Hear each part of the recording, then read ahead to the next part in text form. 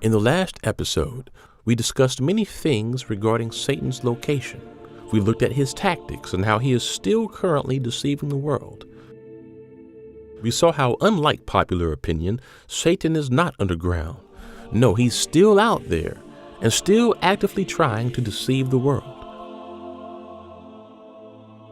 And when you realize that Satan is not locked up underground, but he's still around, actively trying to mislead the masses, you begin to realize why the only truth that you can trust is biblical truth. Now, the last video inevitably brought up more insights to discuss. So today we are going to address many questions regarding the fall of Satan, the origin of Nephilim, and the angelic wars in heaven. Stay tuned. So one thing that we looked at in the past video is how in Revelation chapter 12, it speaks of how there will be an angelic battle in the heavens when Satan and his fallen angels are thrown down into the earth realm.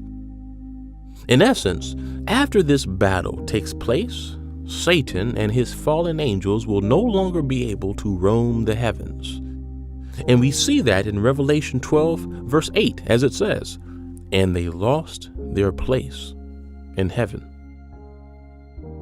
So, after this battle, Satan and his fallen angels will no longer have a place in the heavens to roam. Now, automatically, when you hear the word heaven, we often think of the throne room of God, right? We only think of the high heaven.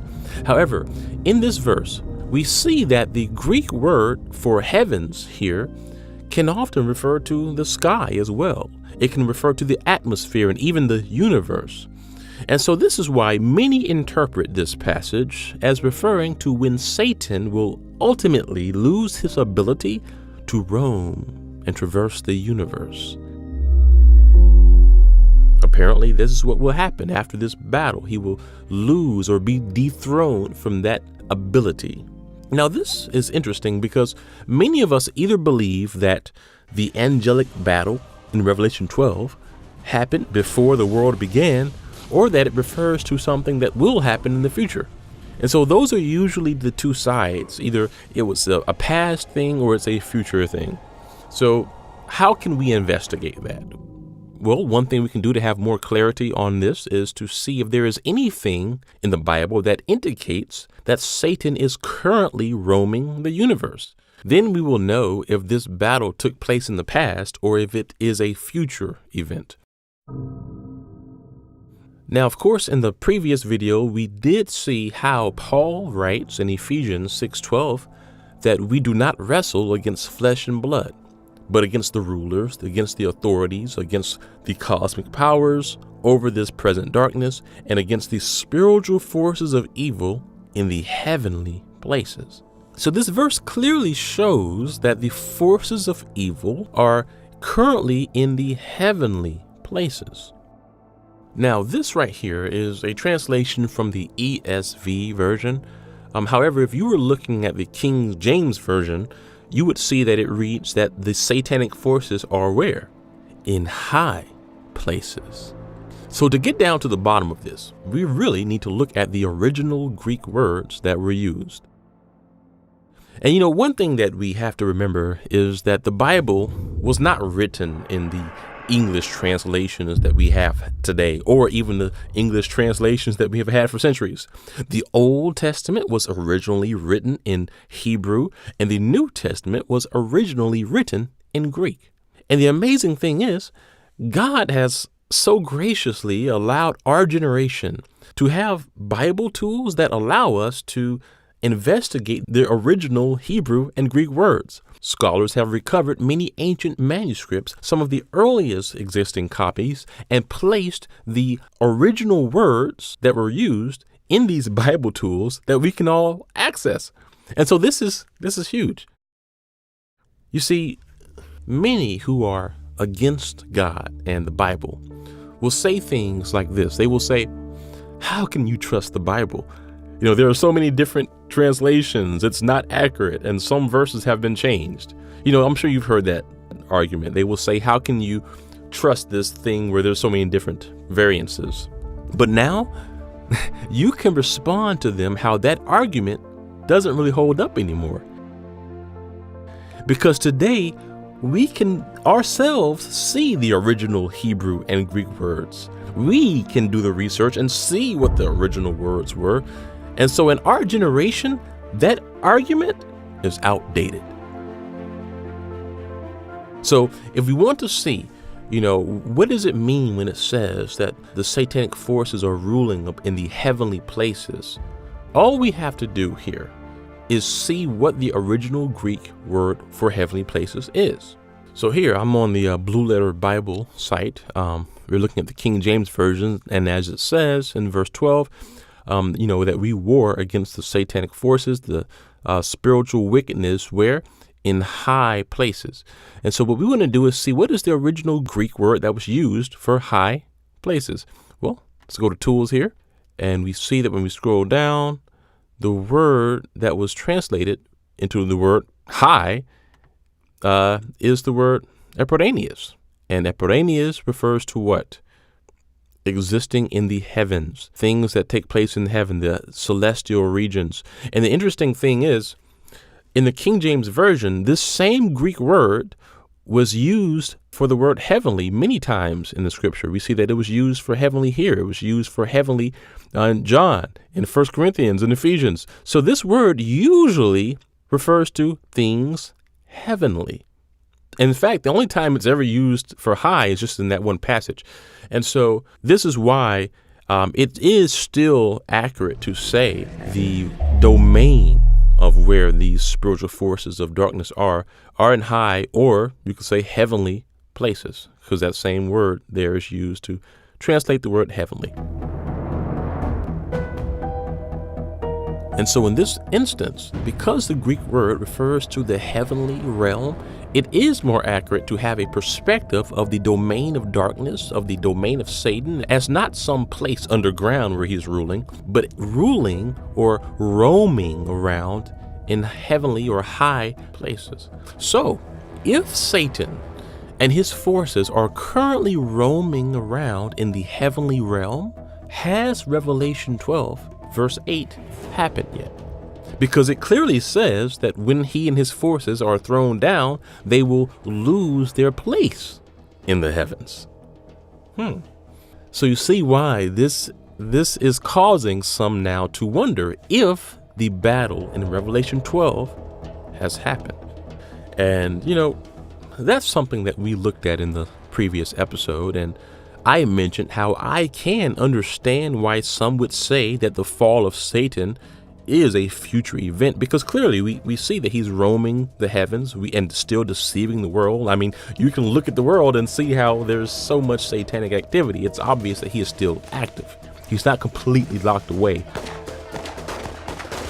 However, I can also see the other perspective that says that he already fell from heaven. As we know, Jesus said that he saw Satan fall as lightning, correct?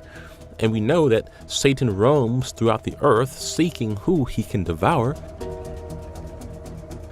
So what do we say in response to this? Well, I want to first say that we greatly appreciate your comments, because your comments have been so insightful, and we love how the Holy Spirit is working through you to reveal things and insight to you as well.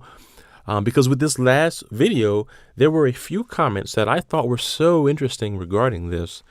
A few of you commented and mentioned something very interesting. You said, what if the angelic battle in Revelation 12, what if it's not just a singular one-time event?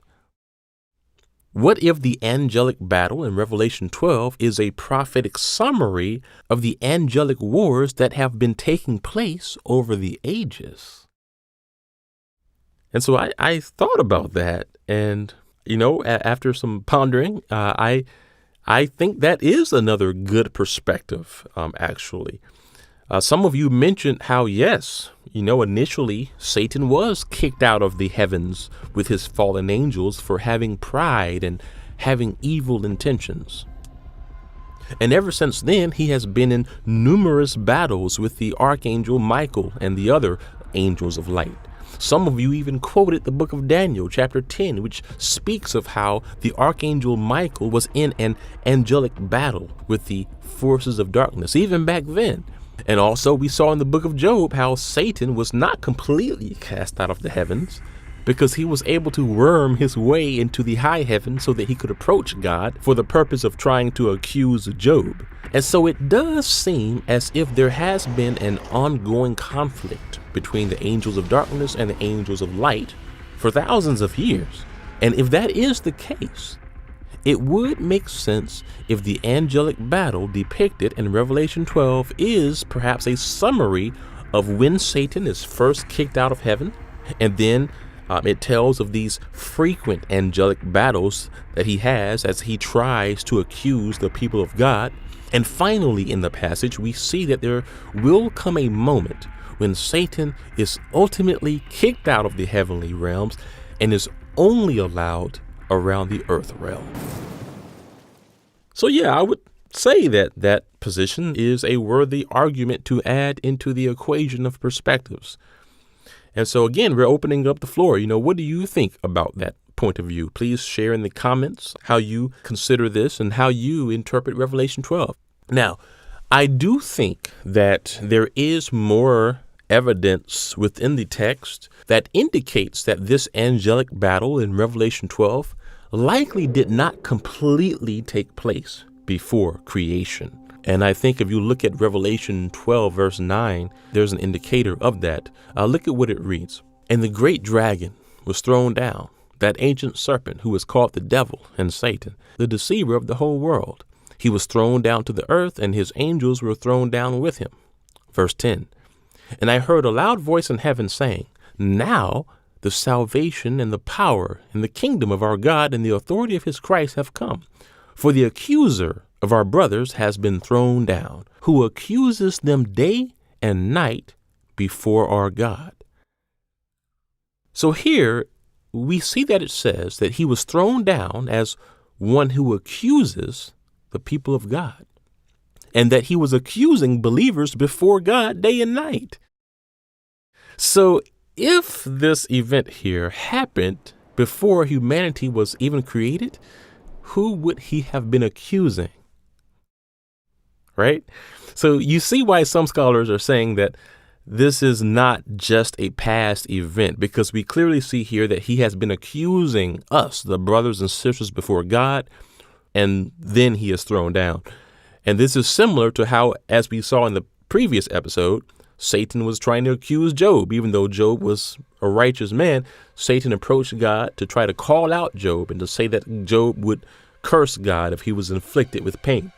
And so it seems that even since the days of Job, Satan has had this ability to not only wander the earth, but also to wander the heavens as the accuser.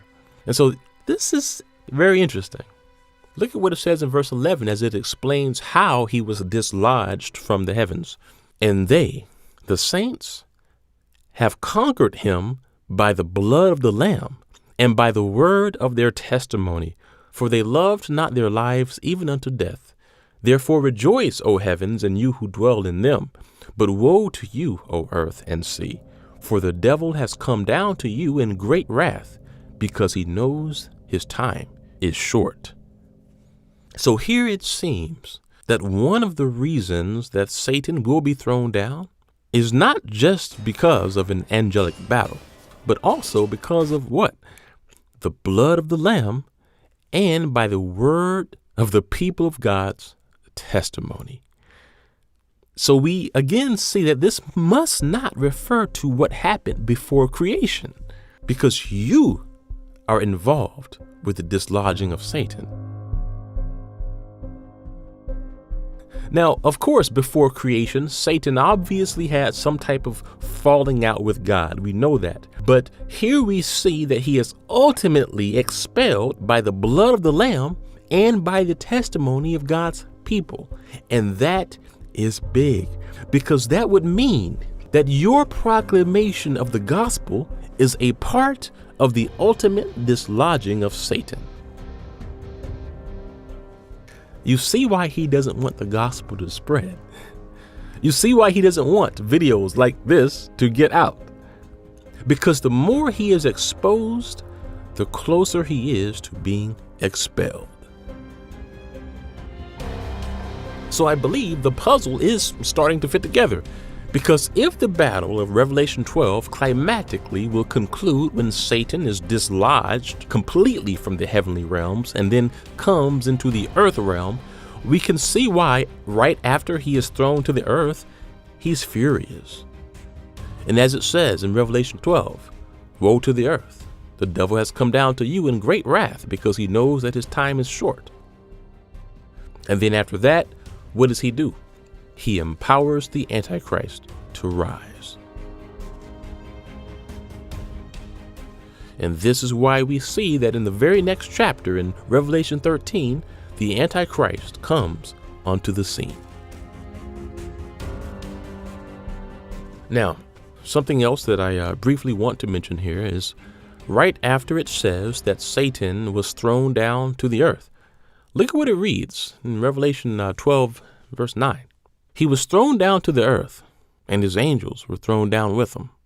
And I heard a loud voice in heaven saying, now the salvation and the power and the kingdom of our God and the authority of his Christ have come. For the accuser of our brothers has been thrown down, who accuses them day and night before our God. And so if we look at the Greek words behind this passage, it says the soteria has come, the dunamis, this is power. Soteria, that refers to salvation.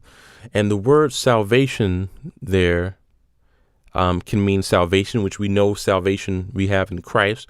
And salvation refers to what? Deliverance, safety, deliverance from the molestation of enemies. This is how that word is often used in Scripture to refer to really being rescued in a way. So when it says that now that Satan has been dislodged from his position, he's basically saying now the people of God can experience deliverance and they can experience power and the what? The authority of his Messiah. Interesting. And of course, there are many ways that you can interpret this, but I think one perspective to consider is that after Satan is thrown out and loses all of his level of authority in the heavenly realms, that likely will be the beginning of what? The tribulation. Because he will be thrown down to the earth, the Antichrist will rise, and what happens towards the beginning of the tribulation? The rising of the two witnesses. When the power of God, as it was shown in the book of Acts and in the days of Moses and Elijah, once again comes into the world to war against evil. So it is possible that the deliverance and the power and authority that will come after Satan is dislodged and completely thrown down is a reference to the power and authority that the witnesses of God will walk in thereafter. And so we actually did a documentary on the two witnesses, and I recommend watching that, especially part 2. In fact, you could just start with part 2 because I feel that that is in far more detail. It looks at not just the olive trees, the house of Judah and the house of Israel, but also it looks at the two lampstands in detail, and that is critical. And so please check that out if you would like to know more about the two witnesses. So yes, it is interesting how after Satan is ultimately removed from his position, that there is this empowerment that comes to God's people.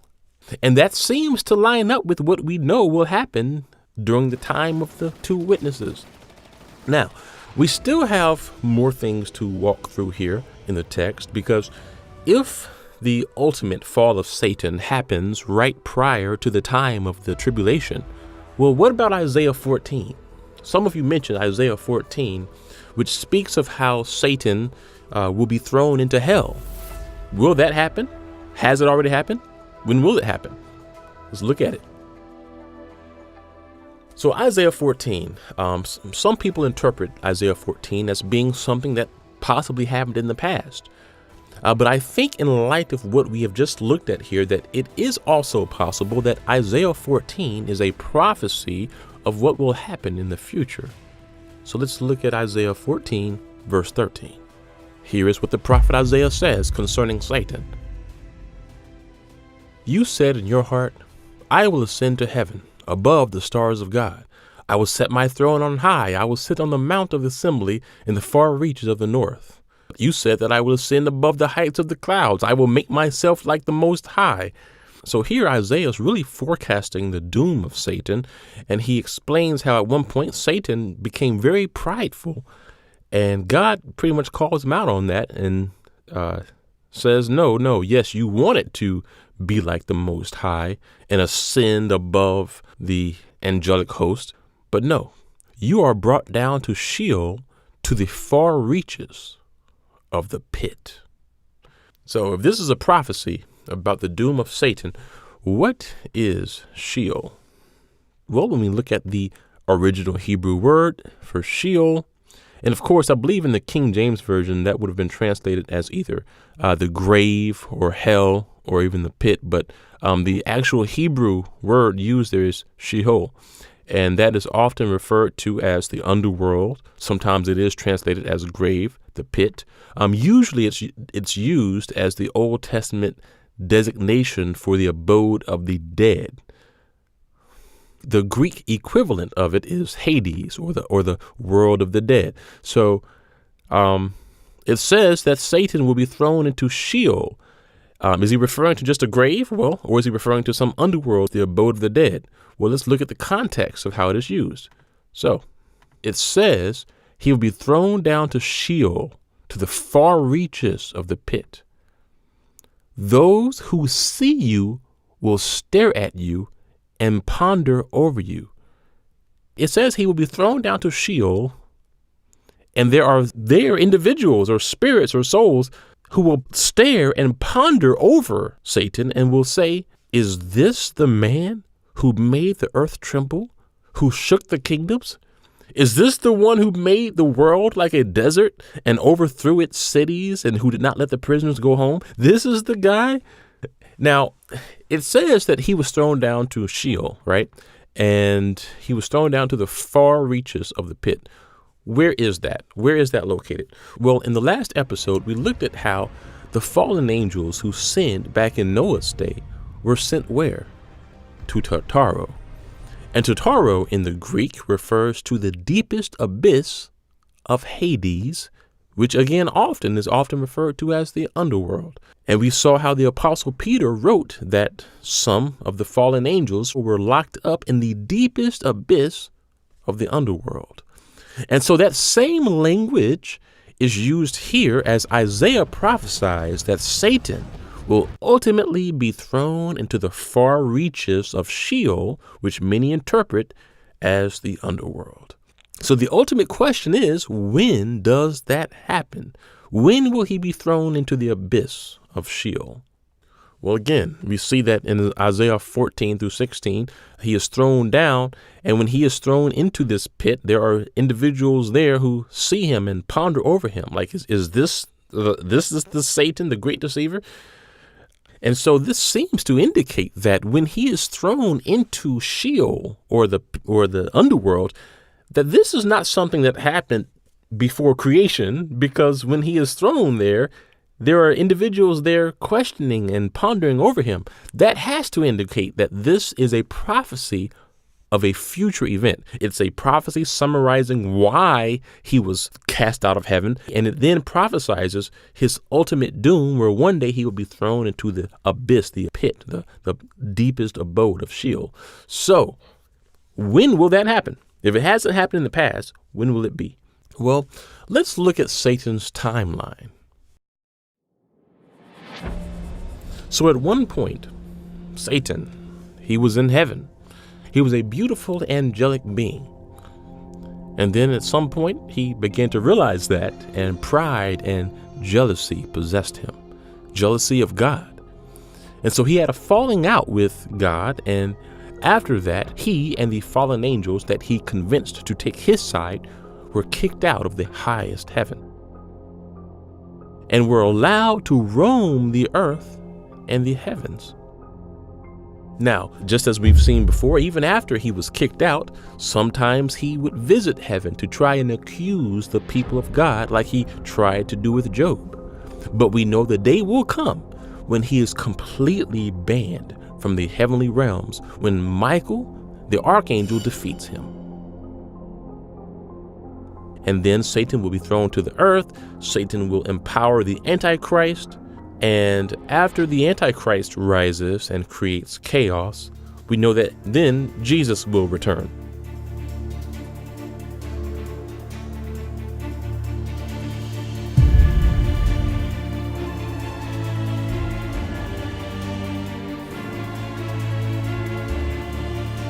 And once Jesus returns, look at what Revelation says will happen to Satan then. Revelation 20, verse 1. And I saw an angel coming down out of heaven, having the key to the abyss and holding in his hand a great chain. Verse 3. And he threw him into the abyss and locked and sealed it over him to keep him from deceiving the nations any more until the 1,000 years were ended. After that, he must be set free for a short time. So basically, we see here that at this point, when Jesus returns, then Satan will be thrown where? Into the abyss.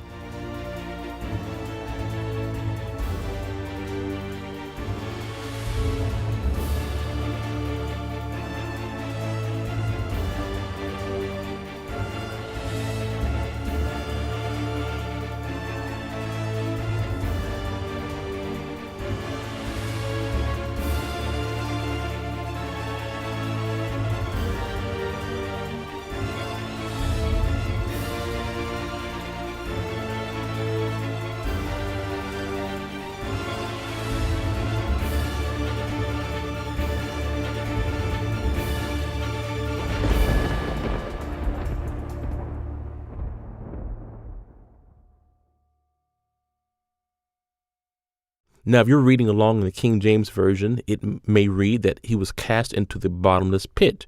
But again, if you look at the original Greek word there, the bottomless pit there is translated from the Greek word abyssos, which is where we get the word abyss.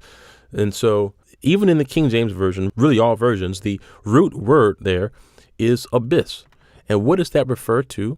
It refers to, of course, the bottomless pit, and it is used in the Bible to refer to often the lowest parts in the earth, the realm of the dead, especially the abode of demons. There are some who would argue that this is actually within the core of the earth or in the center of it. So we actually do have a video that explores where Sheol or Hades and the abyss might be in our earth. So please check that out. It is called Hell Explained Part 2. So I wanted to show that, yes, the word for bottomless pit here is abyss. And so we see that in Revelation, he will be thrown into the abyss or the lowest parts of Sheol, and that aligns perfectly with the prophecy in Isaiah 14, which says he will be brought down to the far reaches of the pit. And then it says that those who see him will almost be in shock. They will almost mock him like, this is the guy who deceived the world. So there you have it. Very interesting. And of course, if you have researched this, please share your insights as well. Now, it's time to go into depth on a few things. Because after the recent video, there were a few questions and a few comments which led, of course, to more Bible study and more prayer and more research. And so we have something that we need to look at here, and it regards the Nephilim.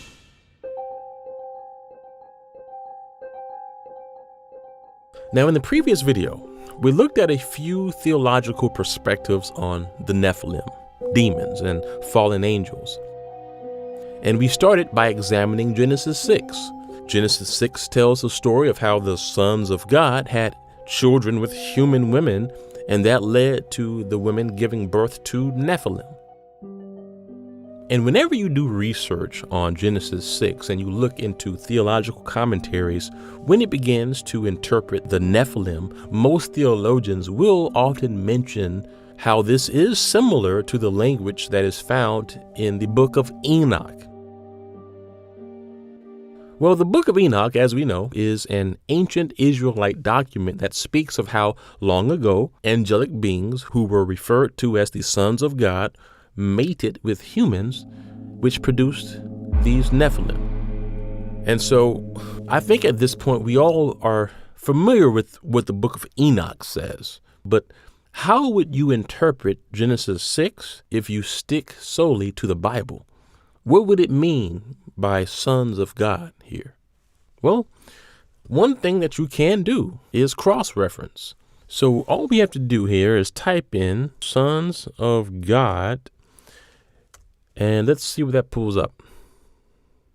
And so, of course, in the Old Testament, sons of God, in Genesis 6, verse 2, this is referring to the sons of God saw the daughters of humans. Let's see, we see the sons of God also in Job 1:6. Look what it reads. It says, "Now there was a day when the sons of God came to present themselves before the Lord, and Satan also came along with him." So in this context, the sons of God refers to angelic beings, and then Satan tried to worm his way among them. Also, we see in Job 2:1, it says, "And there was a day when the sons of God came to present themselves to the Lord, and Satan also tried to come among with them." So again, this sons of God refers to the angelic beings. In Job 38:7, it says, "Where were you when the morning stars sang together and all the sons of God shouted for joy?" So, of course, we know this is referring to angelic beings as well. Now, one day we're going to get into the New Testament and its usage of the sons of God, because it flips things around and says basically how we, as the children of God, can also be included in this. But in the Old Testament, the sons of God here primarily is used to refer to, as we see in the context, angelic beings. And so even if you're not looking at extra biblical ancient texts, you can reasonably come to the conclusion that the sons of God here are also likely referring to the same thing as sons of God usually refers to, angels. And this is why many theologians interpret the sons of God here as referring to angels. And so let's read verse 1. "When human beings began to increase in number on the earth, and daughters were born to them, the sons of God saw that the daughters of humans were beautiful, and they married any of them as they chose. Then the Lord said, 'My spirit will not contend with humans forever, for they are mortal, and their days will be 120 years. And in verse 4, it says, "The Nephilim were on the earth in those days, and also afterward, when the sons of God went to the daughters of humans and had children by them." The sons of God went to the daughters of humans and had children. They were the heroes of old, men of renown. The King James Version actually interprets this very well to say mighty. They were creatures of strength. So this is where people have questions and concerns, and it causes a lot of rift and confusion and hard contemplations, because you have to wonder, how is it possible for angels to have children with humans? Right? Like, clearly, it seems to indicate that the sons of God, which we see in the Old Testament usually refers to angels, saw the daughters of humans and then had children by them, which produced Nephilim. Why did that happen, and how did it happen? Do angelic bodies have the ability to reproduce? And if so, why? Right? We know if they weren't supposed to do that, why would they even be given that type of a body? That's one of the big questions that many ask. And I think it's a great question. You know, why would angels be given that ability if they were not purposed for it? And I guess, my best shot at thinking through that is we do have to remember that angels are not like ghosts, right? They're not just disembodied spirits. They are spiritual beings. You are a spiritual being. We all have a spirit.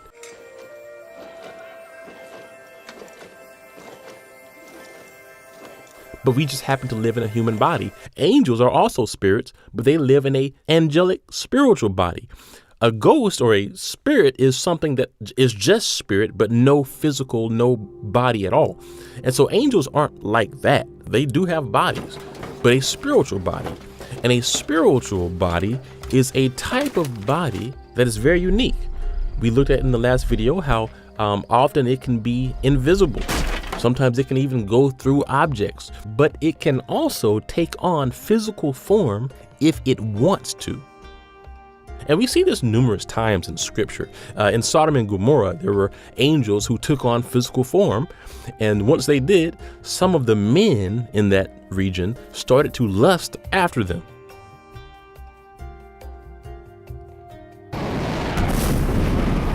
And we also see how angels often take on some type of physical form whenever they are trying to deliver a message to the people of God. And one of the biggest eye-opening accounts is what is written in the book of Hebrews, chapter 13. Look at what it reads. Do not forget to show hospitality to strangers, for by so doing, some people have shown hospitality to angels without even knowing it. Wow. So here the writer of Hebrews says that basically you better be careful how you treat people.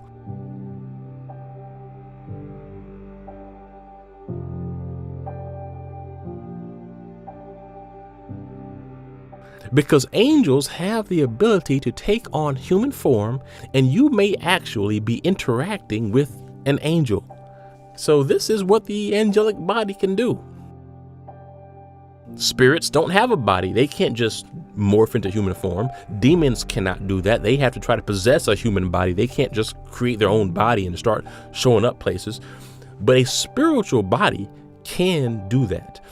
And so if angels can take on human form at will, we see why their body could possibly take on human form if it wanted to, and perhaps even produce a child with it. Because apparently with the angelic body, there's not really any limitation as far as what their physical body could do. However, as we see here, if a human and an angel were to interact in that way, a Nephilim would be produced. And they are described as people that are mortal, absolutely, but a bit different and larger in size. Now, if you were to look at the King James Version in Genesis 6:4, instead of the word Nephilim, it will read giants. So if you were reading the King James Version, how would you have known that this is actually referring to Nephilim?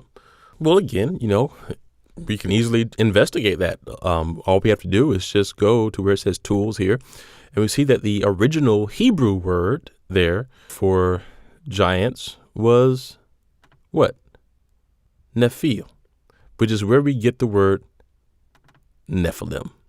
And this is one of the reasons why these Bible tools are so great.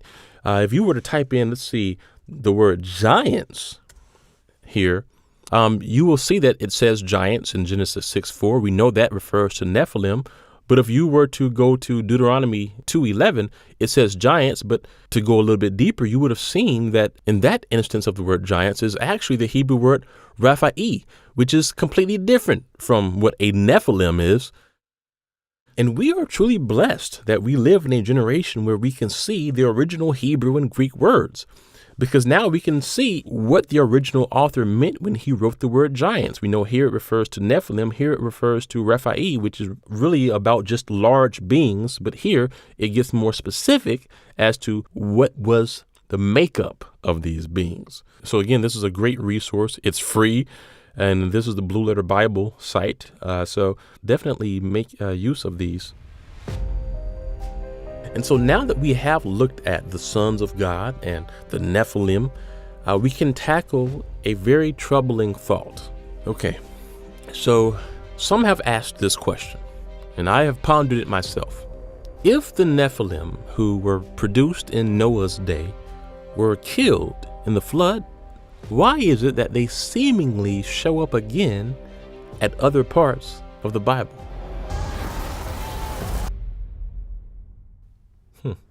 Big question. Because we know that these creatures, they were killed in the flood, right?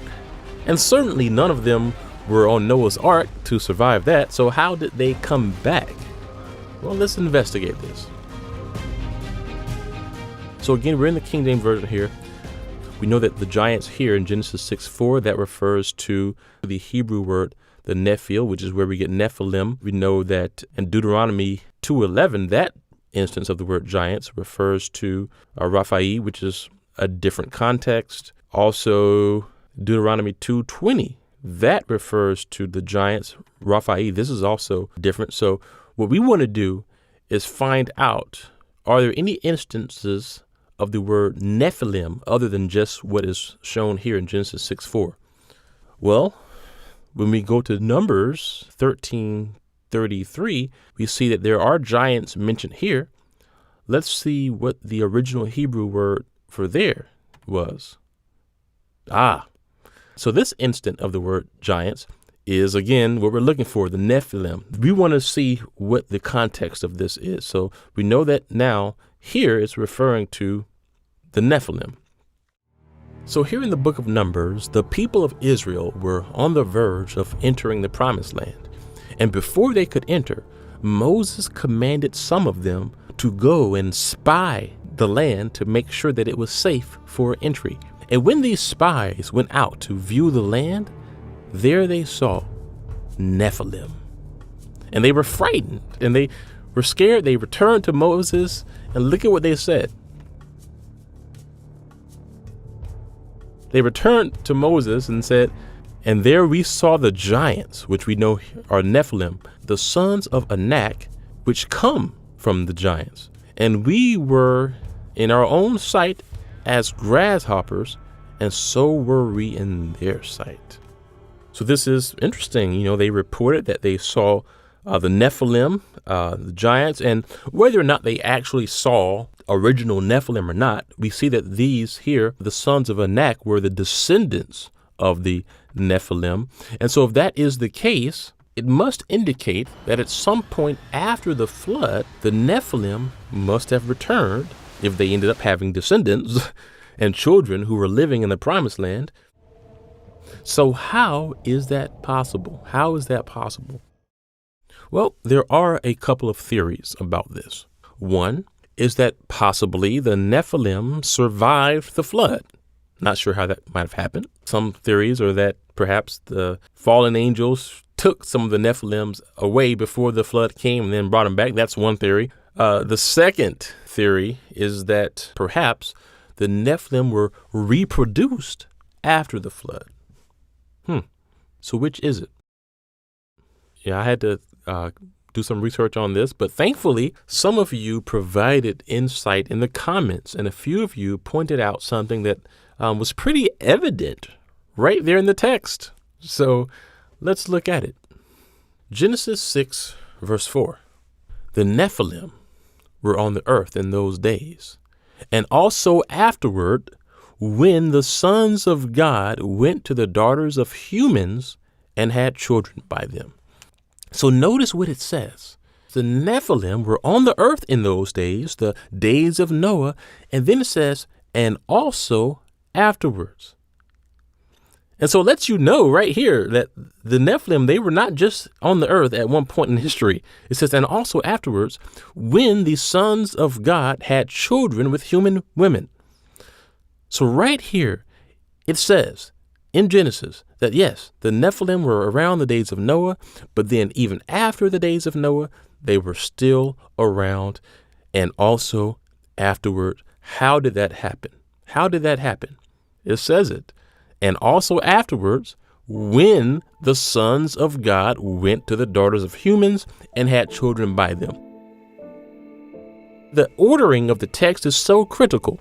It says that they were here in Noah's day and afterwards. How? When the sons of God had children with human women.